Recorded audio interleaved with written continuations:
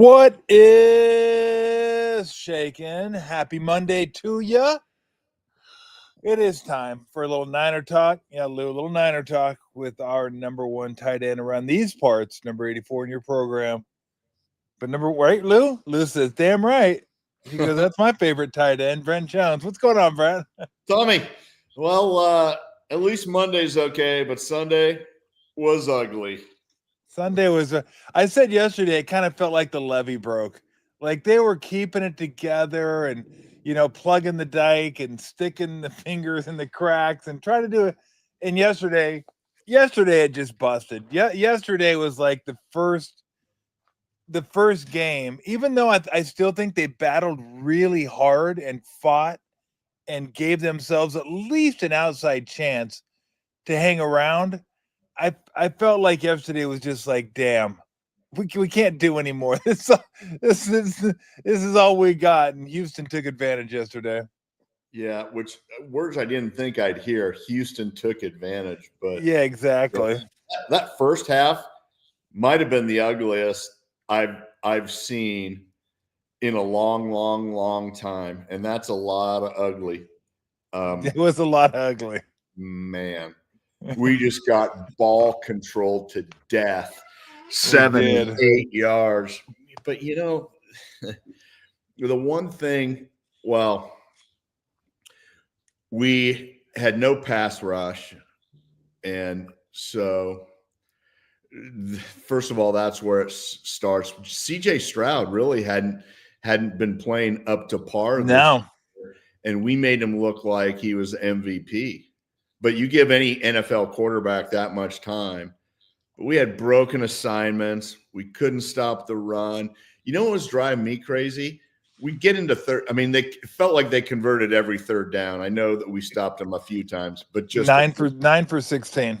Yeah, felt like 14 for 16. Felt like 17 for 16. Yeah. And what's up with, it's 3rd and 7 or 3rd and 8, and we play off like 10 yards, or we bail. We show man and we bail out. And it's like that I don't get. We're given more cushion than freaking. I wish I had a good cushion joke. How about Sleep Train? Or there you go. We're given more cushion than Sleep Train with the pillow topper. There you go, the pillow top. I mean, what's up with that? Like tackling a guy when he gets the first down, every third down, really doesn't help. Yeah. Does it? Kind of defeats the purpose, actually. Blown assignments. You saw some guys being freaking wide open, like with nobody around. Contain. We lost the edge multiple times. I think to your point, the dam broke. But I got tricked into thinking last week we got the dam covered. Yeah. Damn it. I don't think I'm not sure now. I was thinking, wow, and maybe this is just going to be the case week in and week out. Got a lot of new guys, got some young guys. I'm not going to say anything other than they rallied for us last week. This week, not so much. And it's probably going to be a week-to-week thing. Like some weeks they're going to show up and maybe some weeks they aren't. But, I did not expect that at all. Houston had not been playing that well at all this year. At all. And they were missing a couple of key guys. And I was thinking, this is a no-brainer. And maybe our team was thinking that too. But we really didn't do anything well. You know what I think? I think they're not as good defensively anyway. Not as good as they were last week, not as bad as they were this week. Like it's going to be somewhere in the middle a little bit. Look, they still need a pass rusher. They can't. I can't just wait for Huff, and then when Huff comes back, say everything's good. Now the problem is, if he can get to the quarterback, it's going to cost you a ton, or they're not getting rid of him. Like teams don't get rid of really good pass rushers, and when they do, it's not cheap. So they're going to have to decide what they're willing to give up. Yeah, well, that's a good point. Hey, well, you know what? So did the Niners. Well, yeah. I Charles Haley. remember. Remember that one? He was Yeah, pretty good. I do Yeah, remember. yeah. You guys let him go. At Yeah. least it didn't come back to haunt you guys. So you Yeah, have that was going good. for It didn't cost us anything. it. Everything worked out fine in the end. Both parties Yeah. were happy. Hey, it was good though. I'm sure we drafted like Jim Druckenmiller or Yeah. Todd Kelly or something. Hey, he's got a howitzer. Hey, how about talking about himself in the third person? Hey, the Druck's truck's got a got a howitzer. howitzer. What? Who's the truck? He had no clue where he's going, Oh but my God. he definitely had a howitzer. But that I think, regardless of last week, this week, whatever, I mean, you got to have, even if Huff comes, you got to have somebody else. You just got to have, even if it's depth, guys, like just more guys, and so you can keep them fresh. And maybe once you get the offensive line worn down, then get to the quarterback. But you said it. I mean, Stroud was back there sipping coffee, reading the paper, and just delivering the ball. And that you just can't.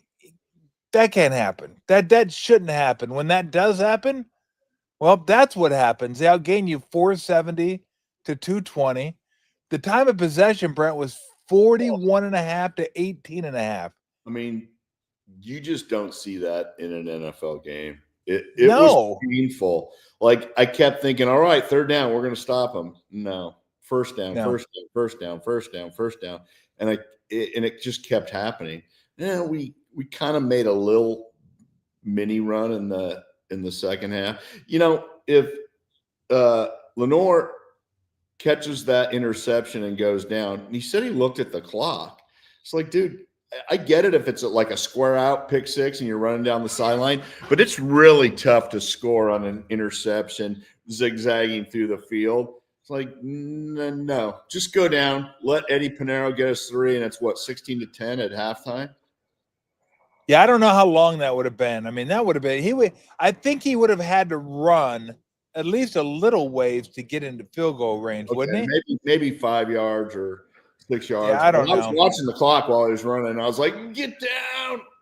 Then I was yelling, pitch it. Pitch it. Go Cal. Go Cal. Where's the trombone player? What is the trombone player? It's interesting, though. And again, I give the Niners credit because I thought they fought really hard and played, I mean, just kind of tooth and nail while they're just getting dominated. But if you didn't know any better watching that game, you would have thought it was like 38-10, 42-10. Like that's the way it looked. So credit goes to them for being able to hang in there. And in a game where they gave up almost 500 yards, they gave up only 26 points. And I think that's the one thing I take out of the game that actually bodes well for this team moving forward. And they've showed it all year long, that ability to fight and just just kind of hang in there and turn it into a bar fight. And I think that's a good quality to have for this squad. I agree. And I think we did tighten up in the red zone, making those guys kick field goals. Hey, if we're a bend but don't break defense, I'll take that. Yeah. But we had to manufacture some pressure on CJ. Like that's the best game he's played in 2 years. And I actually, after his rookie year, I thought, man, this guy's a freaking stud. And that people were throwing a lot of stuff at him. And he kind of had a regression his sophomore year. And then I thought, okay, he's going to be back. And he's had some guys hurt too. I mean, in his defense. But that's exactly how he looked his rookie year. And I'm like, wow, he's just lighting us up. Does it help at all? And I don't think it has anything to do with this, but I thought I'd ask. The DeMeco Ryans played or coached with the 49ers, so he knows Kyle. Yep. Coached under Saleh, so he knows Saleh. Does that help at all, like knowing what those guys tend to? I think it helps. I do think it helps. It kind of freezes the defense like you're frozen right now. Is that my internet or yours? Am I still on? I don't know. I don't know how it is with the podcast. I don't think it's my internet. Maybe I'm hosting my own podcast right now. This is great. What happened? You froze. I froze? Yeah, I kept talking like it was like I had my own podcast. It's kind of fun. I didn't know. The whole screen went black.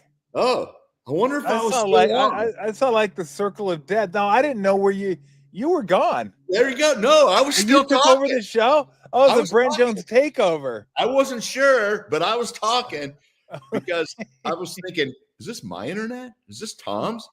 Who knows? I'm going to keep going. This is my show. You've taken over the show. What's happening? What's shaking? Oh my God, that's funny. You just take over. I didn't So know. I guess I didn't need to. I guess you've already given the answer, so I don't really. No, I I didn't. don't need to go over. Amazing thing. No, it does help. It does help. Now, does it help 30%? No, but he's certainly aware of tendencies, right? And that's and from both of those guys, it's certainly an advantage. But man, I think they were just playing better. You know, both offense and defensive line, they hammered us, you know, for the most part. And then, you know, we have to figure out our receivers. You know, we really do. Yeah. I don't think Kendrick was a big deal yesterday. Juwan had a couple drops, a penalty. Some people are coming down on Juwan, like, we got to get rid of this guy. I'm not quite there yet, but man, his body language and all the holdout stuff and all the other things, like, last year, that sucker wouldn't drop a ball. He was making ridiculous catches, coming up, being tough. And this year, he's a little more lackadaisical, which I just wonder if the negotiations in his head and he's kind of like, you know, screw these guys. I'm not going to be here after this year, whatever. I don't know, but that's not good. My other thing is, I know Matt Jones has been solid carrying us, but dude, you got to throw it to George Kittle. Like, it doesn't take a rocket scientist to realize that we've got George Kittle back. And last game he caught 0 passes, and he caught what, 2 this one? One was great. 4. Oh, did he catch 4? Yeah, he caught 4 for 43 and a touchdown. Oh, maybe I left the room when he caught a couple. But still, they weren't on the field very long. That's an 8 or 9. Yeah, maybe I sneezed and it was 3 and out. What, they punted? Are we punting again?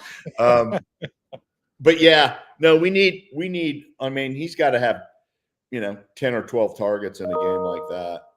But I don't know. Offensive line was. I mean, we're kind of hammering everybody. Offensive line wasn't great. Yeah, man, Anderson was killing us. Oh my God, Anderson's a stud. Great for him. He's a stud. Holy cow. He's a stud. He's good, but like, man, nobody could block him. Well, I think McKivitz to me is like your average NBA official, where maybe if there was a bunch of other really good officials, he wouldn't be in the league. But because there's not a lot of great officials, he's in the NBA, and you're like, he's not great.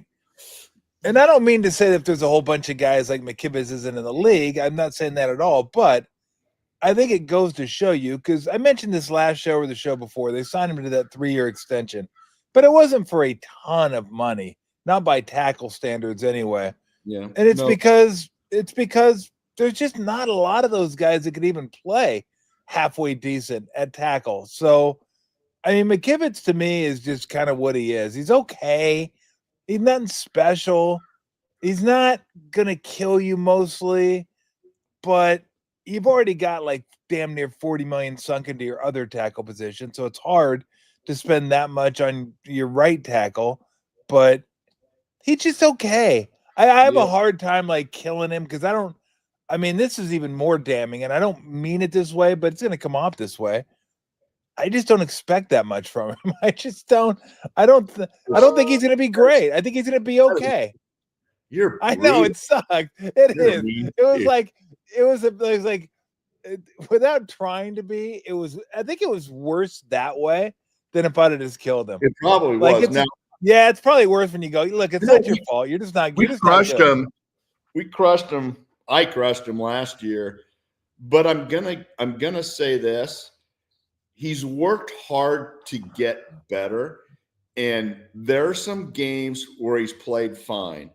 It's just, man, a real good pass rusher he has problems with, and it's like, bam, he can give up the corner so fast, and it's like, ooh, bam, and you're like, what the heck? And it's like. You gotta at least be able to. You can't whiff or have a guy run right around you. You gotta at least get something on the guy. At this stage in your career, you can't like have an ole where you're waving the old. Got the cape. You know the cape going like the bullfighting. Exactly. Ole, woo, ole, ole, ole, ole. Yeah, that's soccer. Well, I don't want to hammer him too hard because, it wasn't great yesterday, but he's worked hard to improve himself this year. And so it's the hardest thing to do as somebody commenting on a game is not just to throw out blanket statements. Because I find myself doing it sometimes, and it's not always right. No, again, I think he's okay. Yeah, and I think look, saying I don't expect that much from him, that's kind of like that. That's a slap. It doesn't have to be, but it's going to be perceived that way. He's all right. He's just, he's all right. He's all right. Look, it's what happens when you have 5 or 6 guys in your roster that make top end money. Like, not everybody can make top end money. They have 5 or 6 guys in their team that for their position are making top of the market money. I mean, you got to find some guys that are just, okay, that you feel like can fit your system, and they're just going to be good enough. Because if that's the way you're going to build your roster, and I'm not sure what the right answer is, but if you're going to build your roster that way, you're going to have to sign some of those guys. You're going to have to hit your draft picks, all that. And then when they get hurt, then when some of those guys get hurt, then, well, it's going to be tough. And the Niners have done a great job, I think, of kind of holding it together.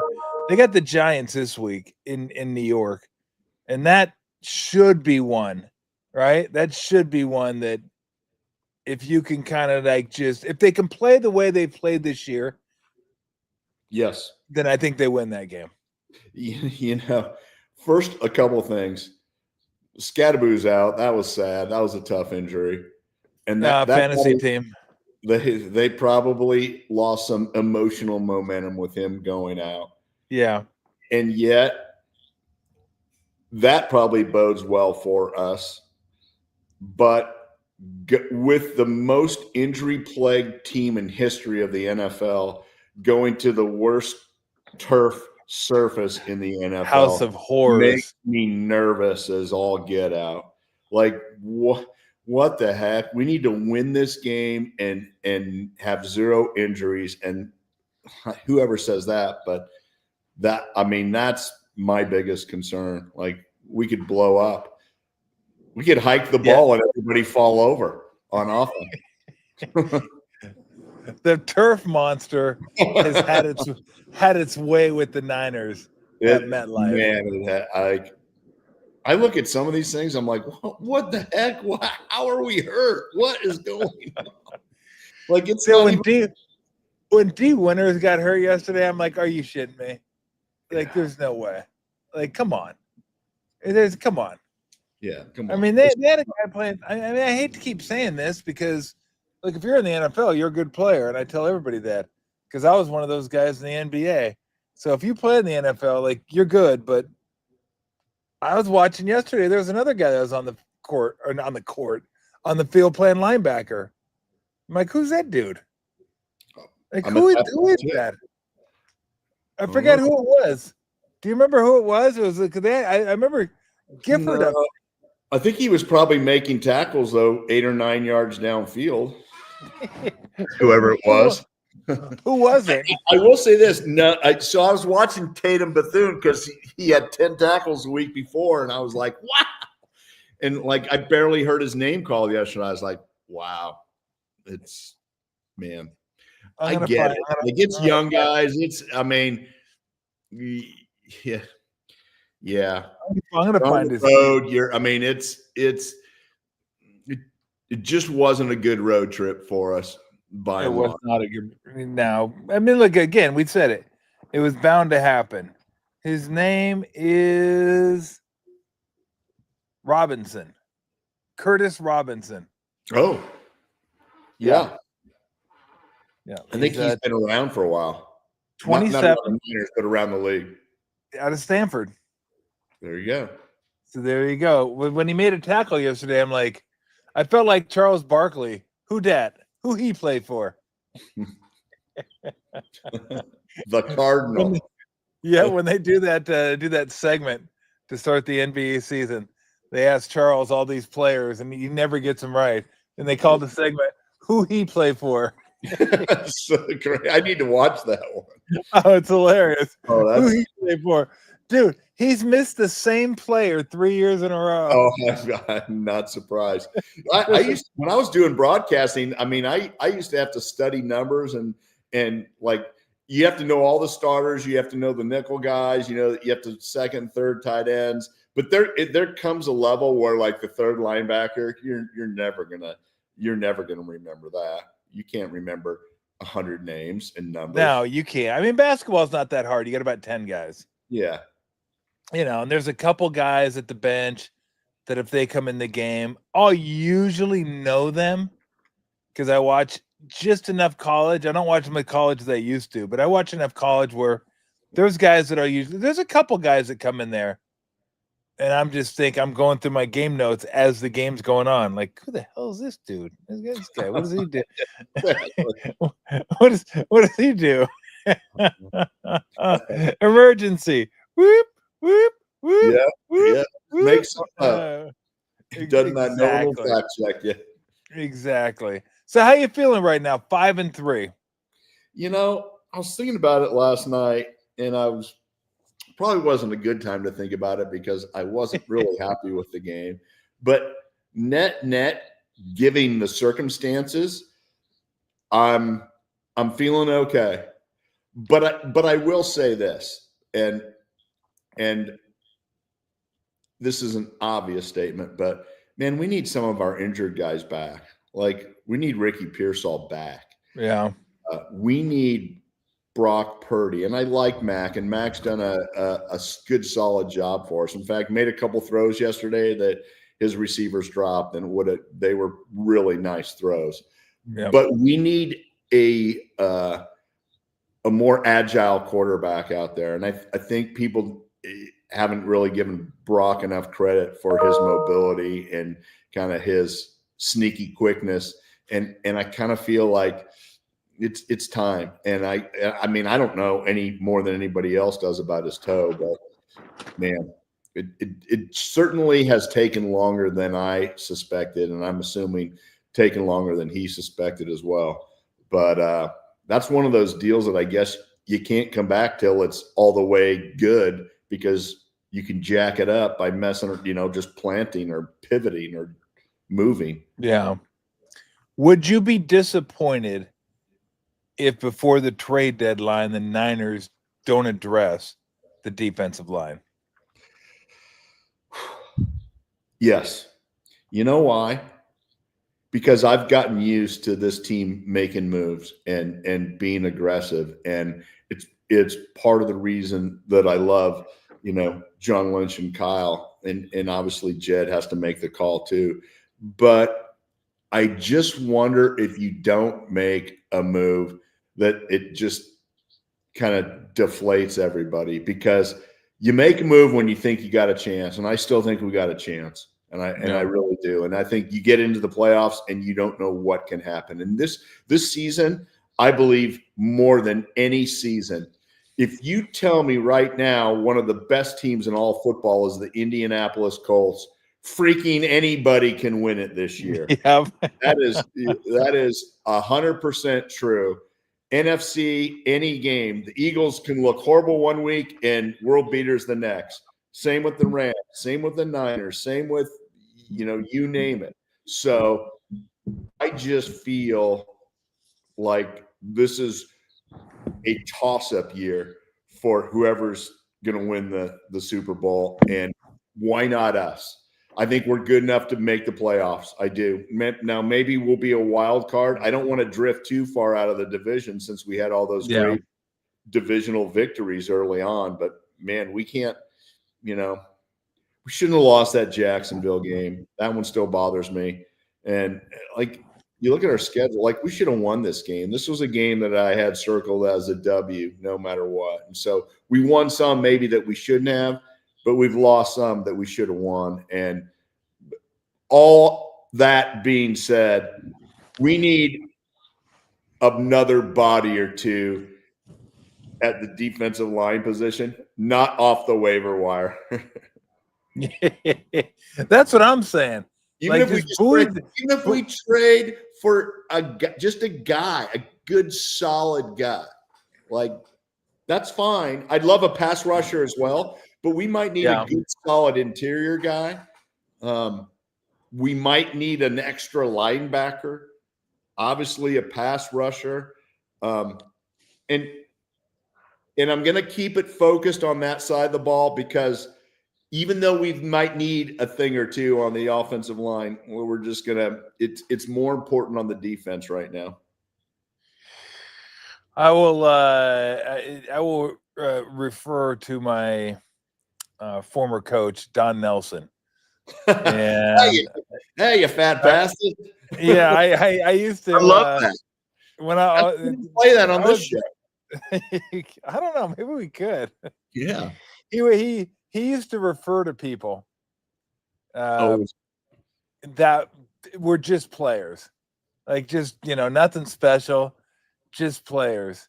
And I'll relay this through a story. And I knew this, but Steve Kerr broadcasting, you had those. You did it too with the coaches meetings and sit down and talking about them.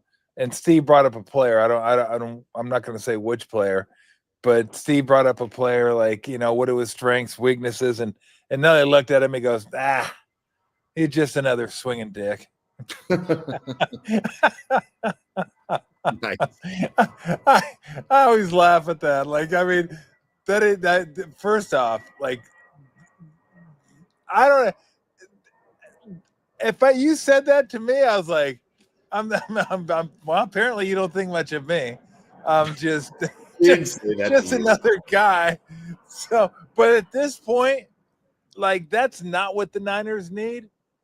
But you need depth. They need depth. They just need more bodies is what they need. Now, if they could go out and get somebody, I know they mentioned Quentin Williams of the Jets, Hendrickson, although what I've read for Hendrickson, I was reading The Athletic, and I guess it was the Bengals beat writer said that's not the way the Bengals do things. They don't trade people in season that can help them win. I don't know I don't know how much they're expecting to win, but it's try to figure out the Bengals. If you do, let me know because I don't know about Bengals. I just know Mike Brown is cheap, but he did pay the quarterback and both receivers. Yeah. But I mean, look, again, I'm with you. These guys have fought their asses off. I mean, they're five. If I were to guess based on watching the game stats, all that, what the record was, I'd say 3-5, maybe 4-4. But the fact they're 5-3 and they pulled this out and they did it and they've done it with all the injuries, help them out. I mean, help these guys out. They need help right now, and you're going to get some of the troops back offensively anyway. Yep. You got to. You got to shore up that defense as best you can. And I agree with you. It's a morale booster. Like we're fighting our asses off, and then you see the front office is like, fighting their asses off, and they're in on it too. Like, hey, we're going to help you guys out as much as possible, within reason, of course, but we're going to help you guys out. I mean, that raises the energy level again. I don't know. I'd be a little disappointed if it was just, hey, Huff's coming back. Well, that'll help, but they need more. Yeah, probably another body or two, and good solid players. It's funny. Tom Coughlin was the first time I heard. I was interviewing him when he was the Jags head coach, and he said, he was talking about his talent, and he said we have a handful of Jags, and I was like, yeah, you're like the coach. You got all Jags. Just a guy. And that's what it just stood a guy. For. Brutal. Just a guy. So I can't imagine a worse moniker. You're just a Jag. You're a Jag. You're a Jag. Just a body. You're a Jag. So we need a few guys that are more than just a body.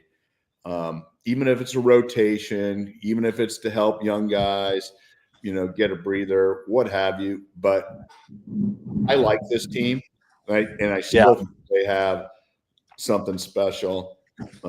Kyle's not giving up. Salah's not giving up. Salah did not look happy yesterday the whole day. He didn't. He almost looked catatonic most of the day. He was just you know what? My guess is he wanted that one. More than most. And he didn't come out the way that he had game planned it. So he was probably a little frustrated. But he didn't go around yelling at people like Brian Kelly.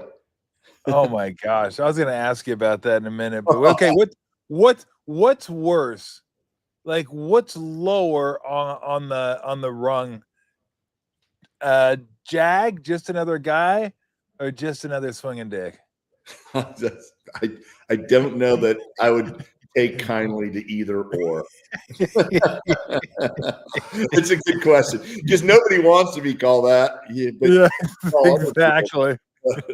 Yeah, I think those are fighting words either way for. Yeah, they probably are. They probably are.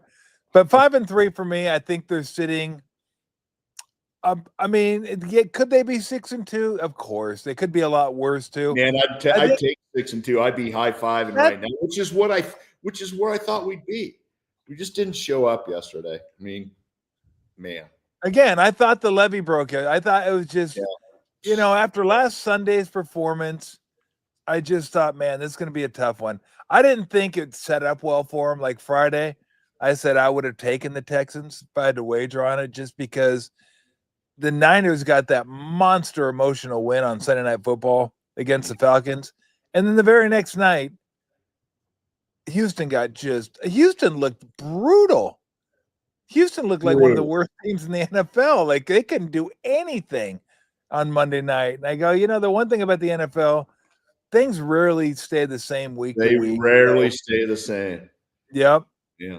And you got to imagine they were getting bludgeoned in the media. I mean, as much as Houston can bludgeon you in the media, but it just probably wasn't a fun week of practice. So I was like, this is probably going to be one of their better efforts. And it was maybe their best offensive effort of the year. It was. I know it was. Yeah. All right. Let's jump around the league a little bit. Unless there anything else you wanted to hit. Your Falcons. Otherwise. I mean, they. You know what? You know who they are? There's two teams in the league. They get hyped. They get hyped every year, and they never fail to disappoint. The Falcons are one of them. The Chargers are another one. Oh my gosh! And the Chargers look great on Thursday night. They killed the Vikings, but and I was a Charger fan growing up. I was a Ram fan. I was an Eric Dickerson fan, but I love Dan Fouts. He was like my favorite player. John Jefferson, Wes Chandler, all those guys. Kellen Winslow. And I mean, you go back to Phillip Rivers, LaDainian Tomlinson, 15-1, great offense, great, and then the playoffs, something had happened. Regular season, something happened. And that's the Falcons. How many years in a row now the Falcons been like, oh, the Falcons are on the come. Never. And I mean, Kirk Cousins, good Lord. Geez. You want to talk about an old man. He just looked like he aged 40 years in one off season. Like it was brutal. Poor Kirk. That was no bueno. No bueno. But your Chargers, absolutely. like that's actually surprised me. Who's got it better than us? Nobody. Nobody. Anybody. So did you watch the end of the Bengals Jets game yesterday? No, and I was furious because the Jets won, and I was thinking I was kind of rooting for an 0-17 just to see what happened. But what? So one of my favorite parts. They win. I didn't see the highlights either. They just couldn't. I mean, the Bengals couldn't get a stop. The Bengals defense was just brutal. I mean, the Jets defense wasn't much better, but they got a stop at the end when they needed it, and the Bengals just could not get a stop, and then the Jets got a stop at the very end. The Bengals no timeouts, and that was the end of the game. So at the end of the game, they win, and Justin Fields is getting interviewed, and they didn't ask him about Woody Johnson. I thought they would. Yeah, for sure. I guess they asked him about it at the end of the game, like post-game presser. He called it outside noise. I'm like, bro, it's your owner. That's about as inside as it gets when it's your owner. But my favorite part. I don't listen to the fans. My favorite part though was I can't even remember what the question was. I don't even know if he listened to a question, and the answer was, all the glory goes to God, and thanks to God and God. I go, where was God like the first 7 games? Is he on vacation? I mean, what, God just finally showed up after 7 games? Like, what do you blame? That's why I love Stevie Johnson, former receiver for the Bills. When he dropped a ball, a game winner, he dropped a ball and he blamed God. He goes, hey, if I'm going to give him the credit, he's got to take some of the heat too. No, he didn't say that. You don't remember that? It was amazing. It was amazing. It was so good. We had him on too. When the Bills came, I think he was playing with the Bills at the time. Actually played, he played at a JC right over here. I can't remember exactly which one, but yeah, he's like a Hayward kid or something like that. El Cerrito. Maybe he did go to Chabot. Maybe that was the one. Wow. But yeah, it was hysterical. If he's going to get some of the credit, he's got to take some of the blame. For the Jets to win, it had to be God allowing allowing all this year. Yeah, well, it doesn't take too much help from God to get the Bengals to lose either. So let's remember that. I mean, that's God just like going, now that can happen on its own. You don't need any help from me on that one. And when players thank God, by the way, and he goes, all the glory goes to God. So what did God do to the other team? Did he not like the other team? Does God wager and he took the Jets? I mean, I don't know. I guess these are questions I need to have answered. Yeah, I think it's just guys are just saying, hey, you know what? I'm trying to be humble in the moment and give credit to my faith. But sometimes it doesn't always sound like that. It doesn't sound great, does it? It doesn't. It doesn't. It doesn't sound great. What else happened? Is Aaron Rodgers done? Probably after this year, I think, and I still think he can wing it a little bit, but kind of like Kirk Cousins, you get to a certain age, unless you were Tom Brady, he's the only true anomaly. You just don't move like you used to, and your arm's not as live as it used to be, and the hits hurt more, and it's just probably better for everybody to kind of to walk off the stage at some point. So I would say Aaron Rodgers after this year. And I think the Steelers will end up being a playoff team somehow. Yeah, they might. They might. I mean, Packers were awfully good yesterday. For a while, I thought the Steelers were going to keep up the pressure. But the Packers are pretty good. They're really good, and they were really good yesterday. Okay, something I got to hit you with before I continue along the NBA. This is what social media is good for. I had no idea. I was scrolling through yesterday, and I saw a feed. It featured Joe and Steve, and I stopped for just a second. I didn't realize Steve lined up a wide receiver a few times during his career. I had no idea this ever took place. Now, I don't recollect him catching a ball, but he ran a route. Were you there for those? I think I was. I'm thinking about it now. Like, he was probably pushing to get out, like, hey, I got to get on the field. So maybe just to satisfy him. And so he wouldn't be barking in the coach's ear to get out there. That they line him up at wide receiver. I wonder if Joe even threw it in his direction. That would have been funny. No, he threw it to Jerry. Okay. Yeah. The Joe was the best. Like in the huddle, he was pretty funny. I would never mess with him. But just think if Joe would have just said, okay, let me get Steve, let him go across the middle and freaking float it up there and bam. Like, I mean, I never thought about it then, but now it's like that would have been kind of, I mean, I don't want to say funny, but it would have been amusing. One buddy laying out another buddy. Yeah, nice. Oh my God, that's hilarious. Oh, they want me to ask you, are you a beans in chili or no beans in chili? I can go either way. To be honest, I grew up, loved chili straight up. Then beans is fine. It's got to be the right kind of ranch beans. But yeah, in fact, I had some good chili just recently. Where was that? It was in Austin. And it was good. No beans. Yeah. Well, it's funny because I was talking to Steve about that last week, and he said he makes 3 different chilies for Halloween. Like that's his Halloween dinner. And I go, do you put beans in them? He goes, bro, of course. I'm like, what do you mean, of course? He goes, what do you mean beans without chili? I go, have you ever heard of a state called Texas?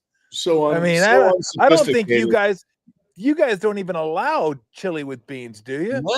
No. I mean, my wife will cook it with beans if we want or without. Doesn't matter. But Steve's so unsophisticated, like he didn't even know.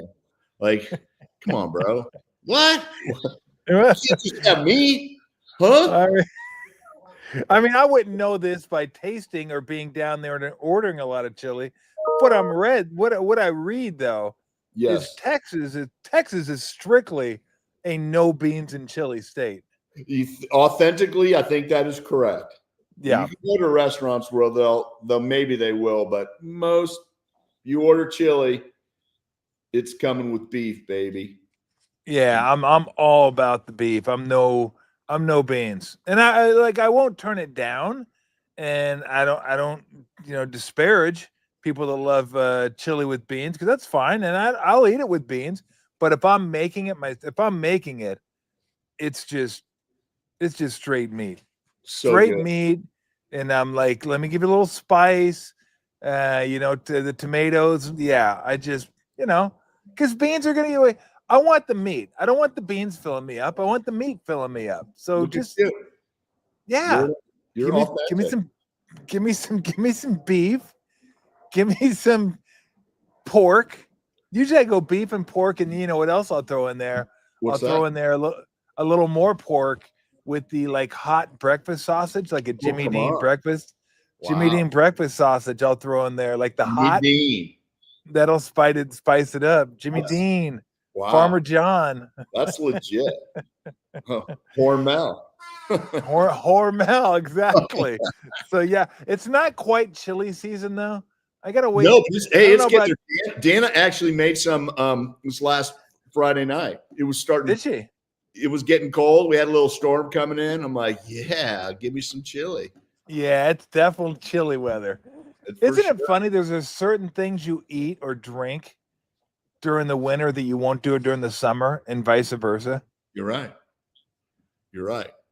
Usually, Like, you can go chili during the summer, but I won't have like Dana will make this chicken soup with big chunks of chicken and some awesome noodles, and like it's got to be cold weather, obviously, to have that. yeah. Do you got to now? It's since you've been. How long have you been down in Texas now? What, 8 years? God dang! I don't know. Have you bought a smoker? And now my son-in-law has one. Does he?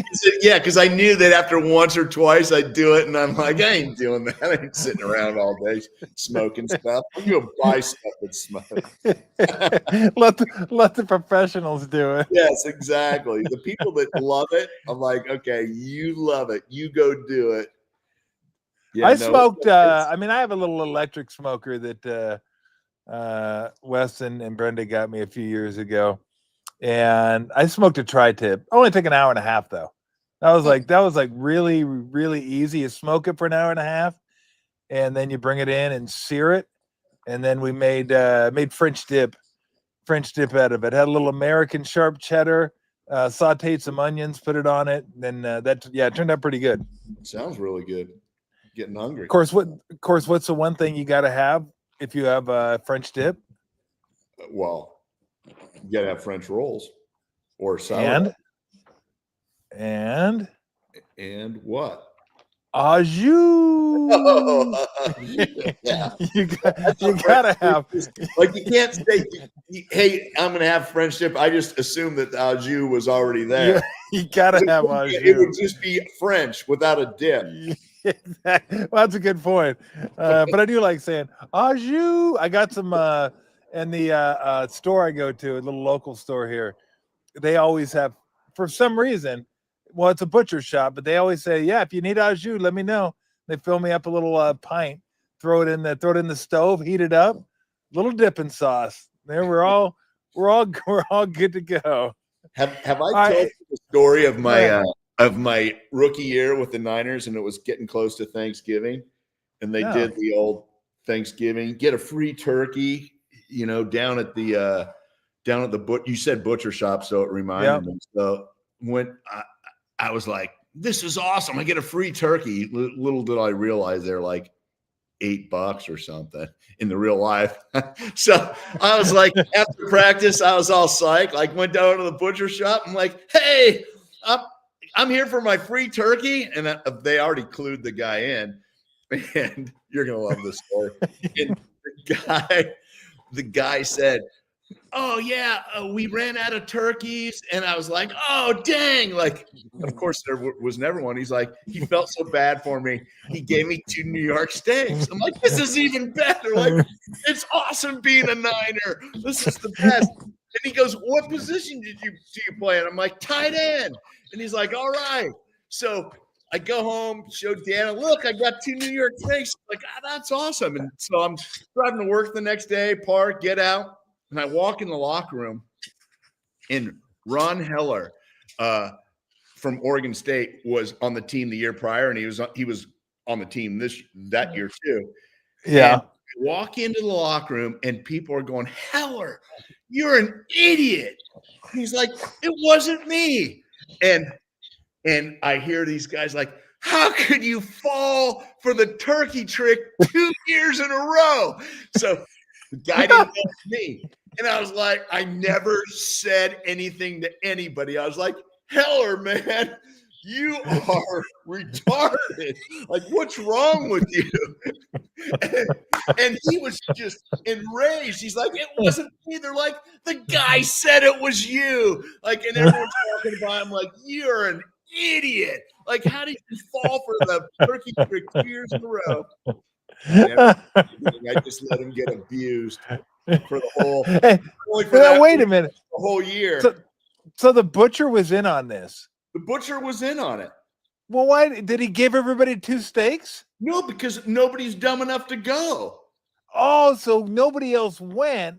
No. what do you mean? You're not dumb. You're the winner. You got 2 I steaks out got of 2 that deal. steaks, and I blamed Heller the next day. It was awesome. That's a win-win. He was almost gonna cry. Like, everyone's like, "You're so stupid." I mean, And that's rough falling for it 2 years. No, nobody ever thought, "Hey, how about that other guy?" That was great. How do you get 2 years in a row, though? How do you go 2 years in a row? Poor guy. Oh my God, that's amazing. What did you make of the Brian Kelly firing? Man, it was just a matter of time. I know some of the kids that played for him at Notre Dame. He's always been one of those guys that blamed everybody, took all the credit when there was credit, and blamed other people. And you can see him. He used to do this all the time at Notre Dame. He'd be in a kid's face when he's coming off the field, in a coach's face. You saw it at LSU. He's always blaming everybody else. And after a while, that gets old, unless you're Nick Saban. And even Nick Saban wouldn't do that. So I felt like, okay, are they going to pull the trigger? He's 5-3, but the buyout's 50-something million. I was thinking they might have given it another week, but no way. And I felt like it was coming. Like, when he went there, he's just not the right personality to be at LSU. Yeah. He's just, I don't know what it is. I didn't want to take anything away from him, but he's been more a product of being in good places than being like an offensive genius or a defensive genius. Like, I don't know. Like I said, I had a few kids at Notre Dame that I knew that played for him, and I don't think he was a fan favorite. Well, the whole introduction at the LSU basketball game. Oh my gosh! My family is like, bro, what are you doing? Why are you trying to put on a Southern accent? Just like be yourself. But yeah, he never seemed like he was a pleasant human being either. And like, I've heard stories and read stories about, his disposition, his demeanor, all that. I read a story today where one guy said he was a starter for him for 2 years, and he's not even sure he knew his name. Like, didn't know it for certain, didn't know his story. Yeah. And it's harder in football than basketball. But I think that's the one thing. If I was a coach, never going to be, but if I was a coach, it's the one thing I'd make sure I knew all the players, I knew their names, I knew their stories as much as possible. Tried to know their parents' names. Just, try to get in touch with the kids and try to get in touch with your players a little bit, just on a human level. It can't all be business where you just show up to work and punch a time card, then you leave. I mean, there's a camaraderie to this, and the players have it. And the coaches will never have it with the players like the players have it with players. But the players got to feel like you care about them on some level, and if they don't, then it's just like mercenary type deal. Players know. I mean, have you seen any player come to his defense? I haven't. I haven't yet. Come out there, but I have not seen any. And the players know, because it's Thomas, those little things that I don't think he really took the time to do. I don't think he really gave it. And so if you don't know guys' background, it's so weird, because if you're recruiting kids, you'd think that you'd know them, you'd have a connection with them, you'd have a relationship. He ditched Notre Dame in the middle of the night and threw him under the bus and went to LSU. And it's like, you know what? A little bit of what goes around comes around. So it was hard to feel sorry for him. But he's not a good fit for LSU. Now, Lane Kiffin is a good fit for LSU, in my opinion. Yeah. Yeah. Who do you think, what is, in your opinion, the best job out of the three? LSU, Florida, Penn State? Great question. I think,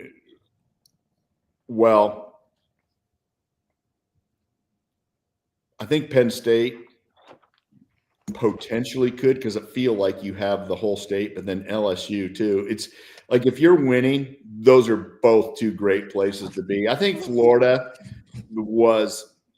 I think they're going to be good. I still think it's an anomaly. I don't know that they're going to ever be a premier team again. You haven't seen Florida State for a while. All the Miami schools were kind of running the table. They're good, but they're not great. and I'm not sure why, but I just kind of feel like that's kind of been the consensus now for the last 15 years. So I'd say LSU, with the amount of guys that they put in the pros and the names of the guys that they put in the pros and that stadium, and when you're winning, that's probably the best place to be. I'm sure Penn State is close. I would rank it LSU, Penn State, Florida. If you're how any would of you, those, huh? How would you rank them? I'd rank it, LSU, Penn State, Florida. Okay. I think LSU, I mean, the recruiting, the players they get just out of Louisiana, are incredible players. And then they're neighbors with Texas. Texas may be the best recruiting state in the country, along with Florida and California, but Texas is right there. So I think LSU, and you don't have to battle. I mean, Bama's not Bama anymore. So the SEC is a little more open. And I know.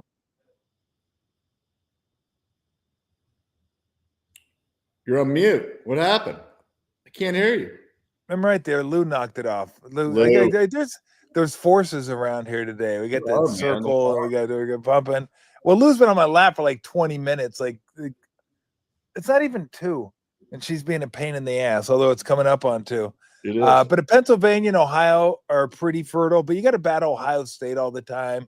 Michigan's going to probably be pretty good. Oregon, in the Big Ten. So, I mean, not like the SEC is easy, and I think Penn State's a great job. I just think LSU is like a little bit better. What would you think about Penn State hiring Urban Meyer? I mean, it'd certainly be a flash, right? It'd be a big name, big momentum in recruiting, I believe. But it's tough to replicate success once you've been out. I think the game has changed in the handful of years that Urban's been out. I think NIL's changed drastically, and so I'm not going to say he's not a very good coach. And they're going to have to offer some ridiculous number for the big names, like $20 million a year. I think to pull out. Yes, I don't know that Saban. I think Saban's wife said you're done, but Urban Meyer, I think he could still come off the broadcast bench. So I think it'd be interesting. I love interesting stuff for college football instead of just hiring a coordinator or someone you hadn't heard of. I'd love a big bang hire for sure.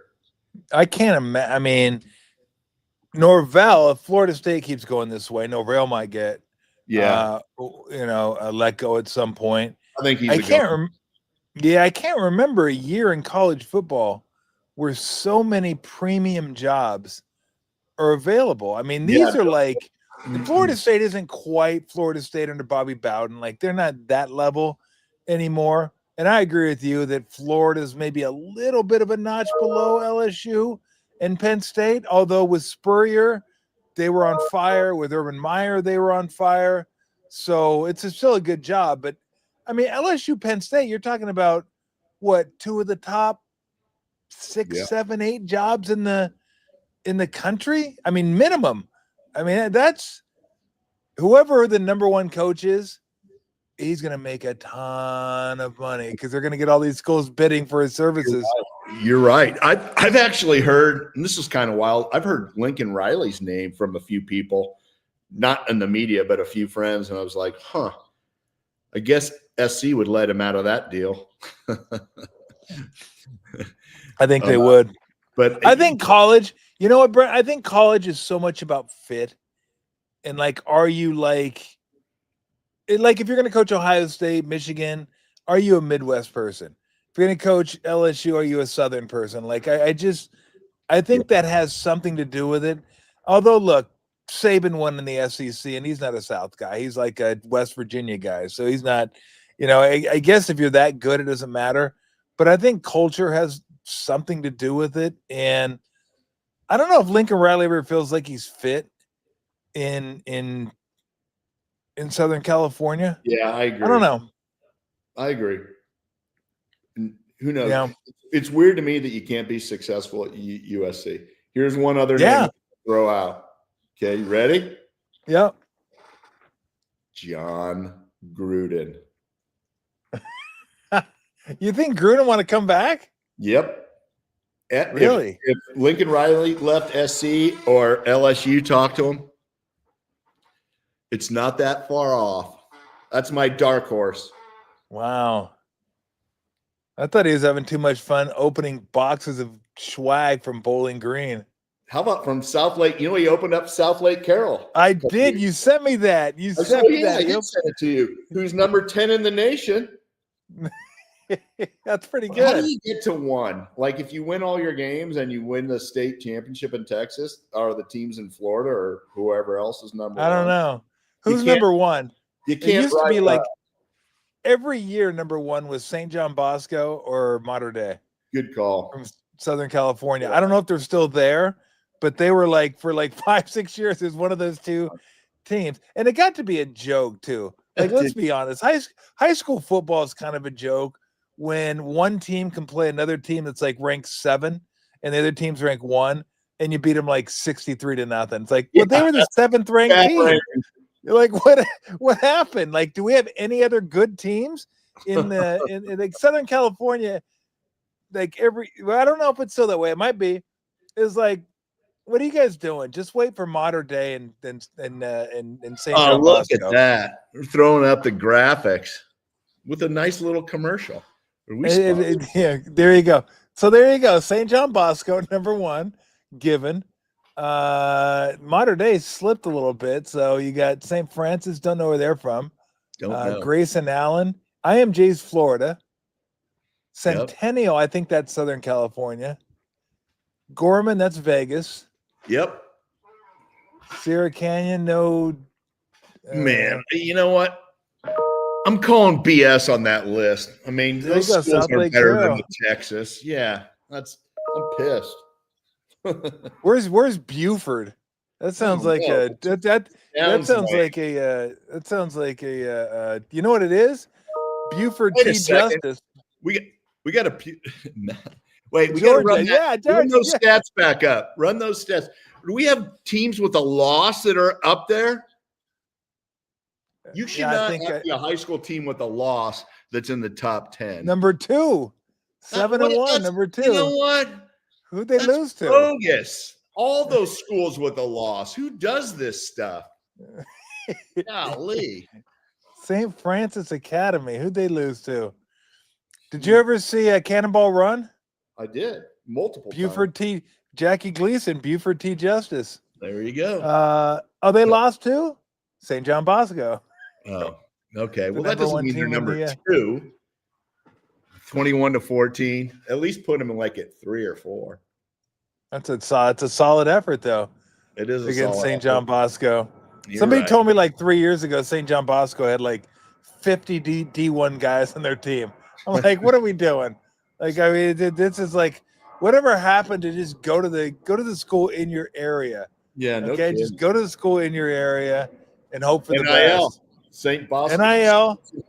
Not just NIL. Some of these high school coaches are getting paid like a couple $100,000 a year. Are you kidding me? It's good money if you can get it. Wow. Who knew high school football was going to be big business? Who knew? Who knew? Just think you could have been killing the NIL game back in high school. Killing. Bergie could make $1 million a year. You could imagine they could have, for Bergie in high school, they could have put ads on his calves. It would have been he would have been killing it. Like, can you imagine? Well, like 2 billboards. Yeah, 2 billboards, like one on each calf, running up and down the field.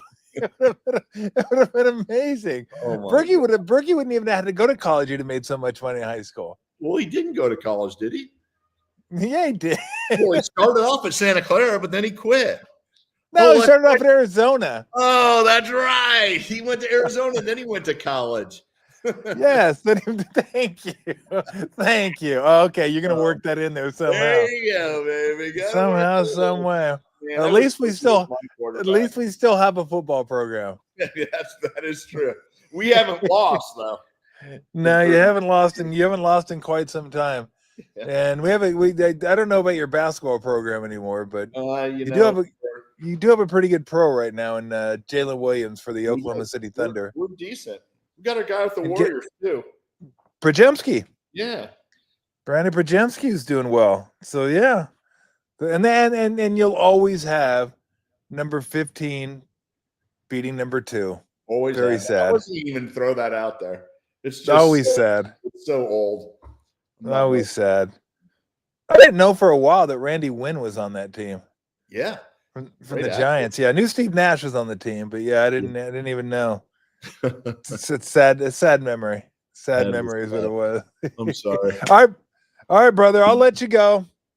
All right, brother. Let's hope for better results in the Meadowlands. And I know it's a weird thing to say when you said let's see if they can get a win and stay injury free, because that's what you hope for every game. But it seems like you almost have to say it going into MetLife. For sure. Let's have a happy Monday next week. Happy Monday, a warm Monday. We can dig into our trick-or-treat candy. There you go. Oh, by the way, before I let you go, you guys get a lot of trick-or-treaters? No. We got a big long driveway, and I got a gate out front.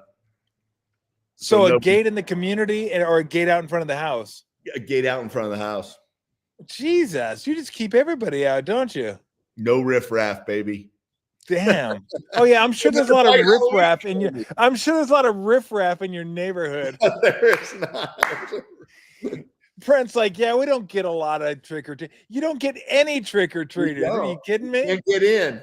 Can't get in. You can't get in. That's unbelievable. Golly. I'm not home. I'm out with the grandkids. So you're trick or treating. Yeah, or I go walk around with them and watch all the little kids. It's kind of funny. Oh, okay. You dress up? Not really. You don't wear like a Jones jersey, 84 jersey? No, I actually did dress up one year. One of our good friends, she went to a hotel and had bed bugs and had like bed bug bites all over the place, and it was just like a disaster. So a couple months later, I had to dress up as a bed bug. Just to surprise her. Oh God, that was my one good costume, man. Did she enjoy it? Oh, it was awesome. All right, tell Dan I said hi and enjoy Halloween with the grandkids. All right, buddy. You too. Be safe. All right, Brent. I'll talk to you Monday. Okay. Bye. See you, brother. Oh man. All right, we are going to get on out of here. Lou's like, if you could tell, Lou's been a pest all show. And she's in my lap, jumping up and down. Not really jumping, but just squirmy. Just squirmy. So I'll be at Longbridge later on today. So if you want to head on over, I'll probably be there around 4:30-ish, somewhere around there. I got to go do some grocery shopping. So after that, I'll be taking off. But 4:30-ish, 5, I'll be there till probably 5:30, 5:45, whatever. I'll figure it out, depending how far away Longbridge is from Chase. But Paulie will be there. Tony will be there. I think Rod Brooks is going to show up. So come on by, hang out at Longbridge, enjoy the watch party. They're going to be watching the Grizzlies, the Memphis Grizzlies, and the Warriors tonight. Should be a fun game. Looking forward to them getting back home for a back-to-backer tonight. Grizzlies, tomorrow night, Clippers. Like, this is what I'm dealing with for the last half an hour, and it just turned 2. Lou does not give one damn about the show at all. Like, zero dams. And the only bummer part about tonight's game, it's not really a bummer. I love doing the games, but World Series on a night. I love watching the World Series. And then I'm going to miss tomorrow night's game too. So maybe they won't put it on TV and I'll get a chance to watch it when I get home. But you saw the recipe for success for the Blue Jays. Run up the pitch total on the starters, get to the bullpen, and then do damage. They did that in game 1 against Snell, and then they lit the bullpen up. Dodgers, starters go deep into games, and you can't go much deeper. You can't go much deeper. than a complete game, back-to-back complete games by Yamamoto in the playoffs. I mean, that's just so impressive. You don't get that anymore. It's awesome to see. And as much as I would love the Dodgers to lose, once he got into the ninth inning, I was just rooting for him to finish because I want other managers to let their pitchers go a little deeper into games. Like, it's possible. You can get guys to go deeper into games. So, all right. Okay, that's okay. Good Lord. You're a little bit annoying today. You're a little needy. A little needy. You want to apologize to people? Huh? I got her doing this. I don't know if you guys could tell. I had Kid over here rubbing her head against the mic. Just doing that cat thing. And so it's deal with this for like a half an hour. Like literally a half an hour of this on my lap. It's like unbelievable. I think she knows I'm doing something too because she's quiet.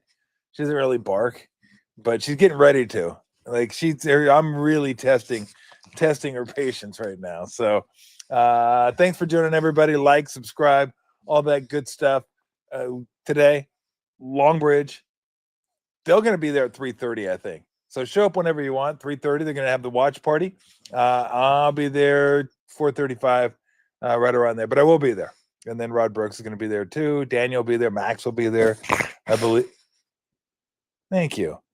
So we're going to have a good time. Little pizza, little beer. Probably won't have much. They got to work. But hopefully I'll see somebody there. So if you happen to be in the area, stop on by, say hi, and I'll see you there. If not, we'll see you back here on Wednesday. See ya.